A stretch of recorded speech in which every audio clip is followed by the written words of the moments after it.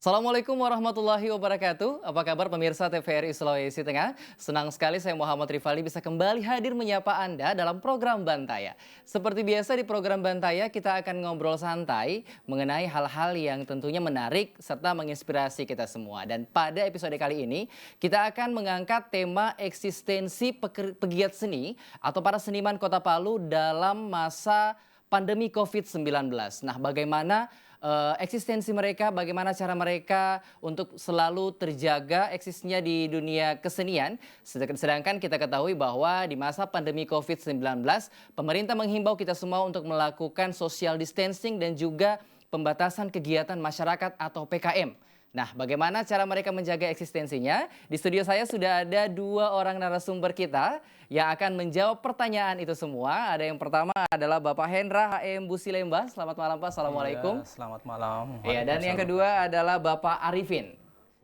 Ya, Bapak berdua ini merupakan para pegiat seni tentunya di Kota Palu. Nah, kita akan bertanya mengenai pandangan Bapak ya tentang masa pandemi COVID-19 yang dimana kita dihimbau untuk melakukan social distancing dan juga untuk tidak melakukan kegiatan yang bisa mengundang banyak orang. Nah, sebagai seniman, bagaimana sih pandangan Bapak melihat situasi seperti ini? Mungkin dari Bapak Hendra terlebih dahulu.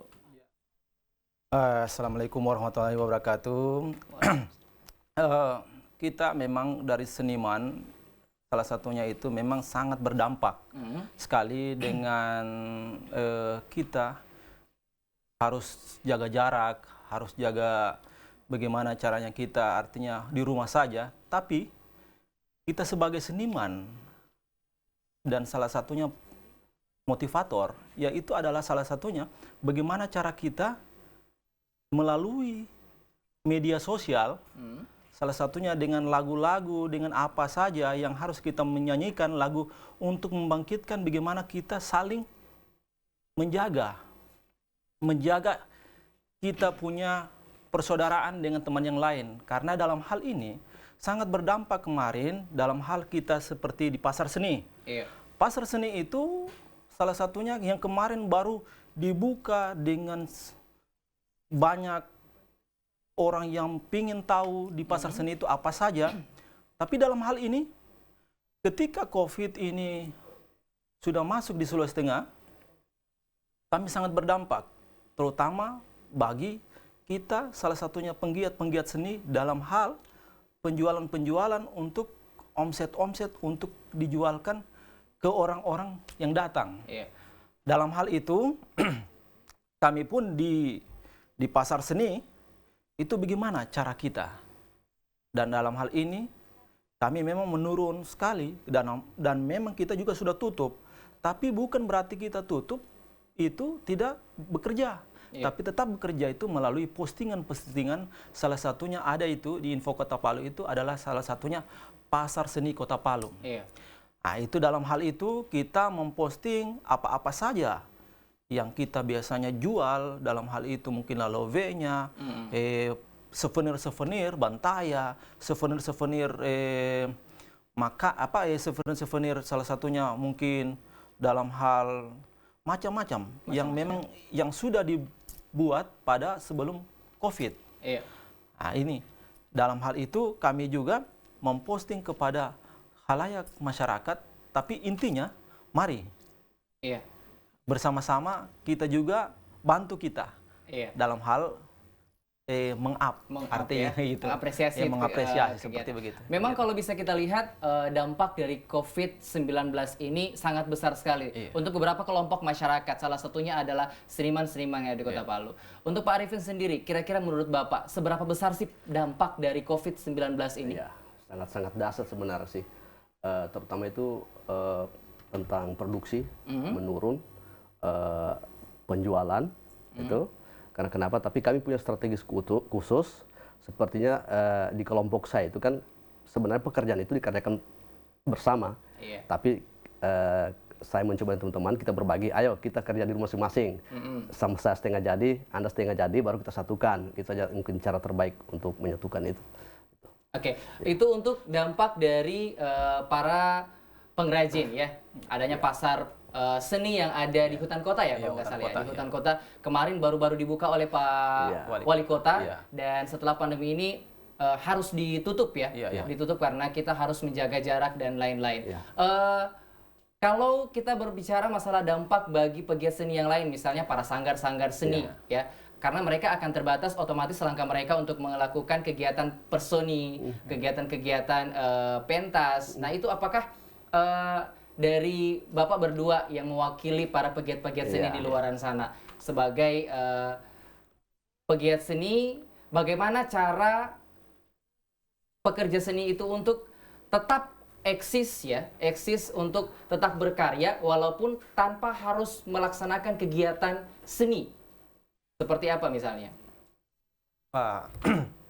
Kita biasanya itu pada waktu seperti kemarin itu ada di Sanggar Seni Kintata yang ada di Kelurahan Talise itu mereka membuat satu postingan dengan lagu-lagu yang memotivasi kepada masyarakat, tapi tidak, artinya seniman ini dalam hal mereka penggiat-penggiat seni ini tidak berhenti di situ, tapi bagaimana mereka itu dengan salah satunya membuat salah satunya bagaimana pukulan rabana dari satu orang ke satu orang ke satu orang, tapi dengan dalam hal itu bagaimana bunyinya yang dari satu itu yang satu mungkin Banjar 1, Banjar 2, Banjar 3. Dengan cara begitu bagaimana saling sama-sama latihan, dan mereka di dalam kegiatan itu melalui WA atau melalui dari media-media, itu dalam hal itu tetap bagaimana saling mendengarkan. Mungkin yang satu itu menyanyi. Kemarin itu ada satu postingan yang kemarin itu kita buat, yaitu menyanyikan lagu 1-2 orang itu sampai berapa orang itu sepotong-sepotong. Itu yang kemarin kayak kemarin di TVRI Palu juga itu, TVRI Sulteng itu seperti begitu.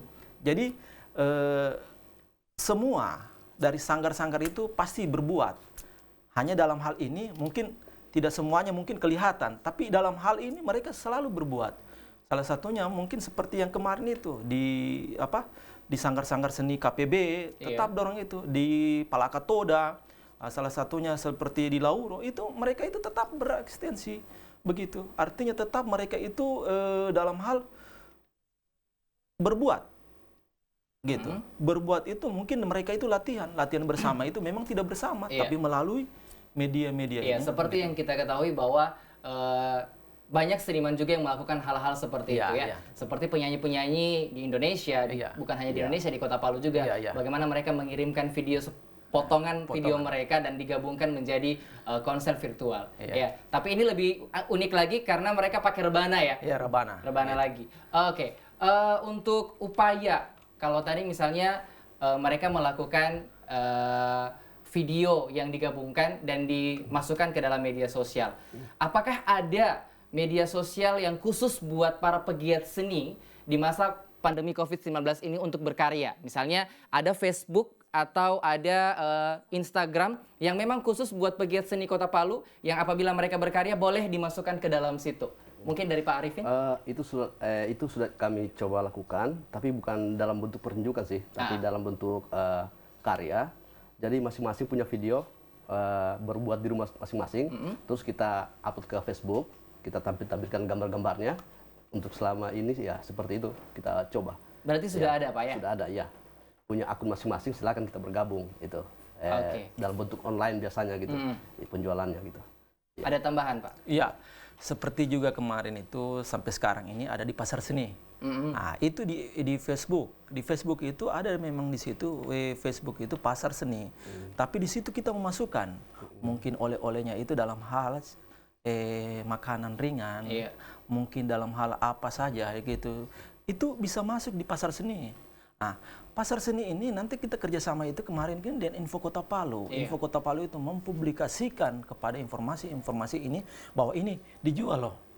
Bahwa ini dan harga sekian begini. Artinya dengan pandemik ini biasanya jatuh harga. Jadi yang mungkin yang kemarin itu 50, sekarang mungkin sekitar 35.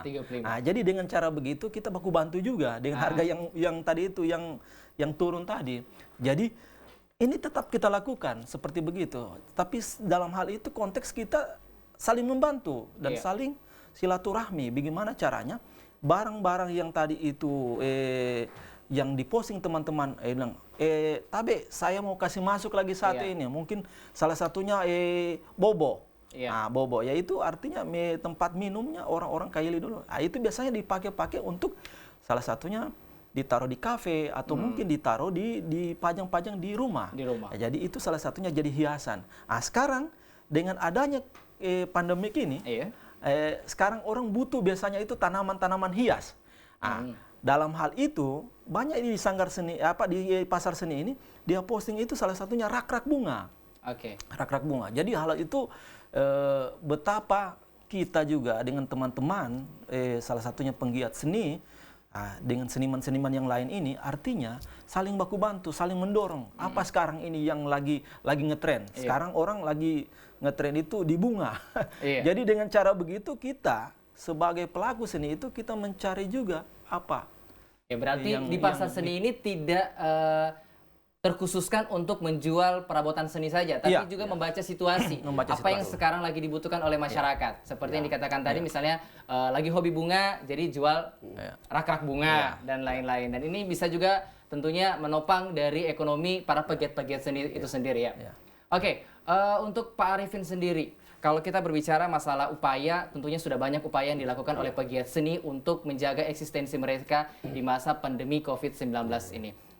Kalau untuk event ya atau acara-acara yang sudah terancang rapi sebelum datangnya COVID-19 ini ya, Iya. ada berapa event kira-kira yang akhirnya tertunda karena COVID-19?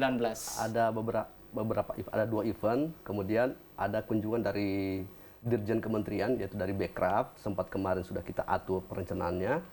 Itu sempat ya sampai sekarang tidak ditahu bagaimana beritanya. Kedua ada festival sanggar seni kemarin sempat juga batal. Kemudian acara dari pengurus pasar seni sendiri yaitu Festival Pomorengana.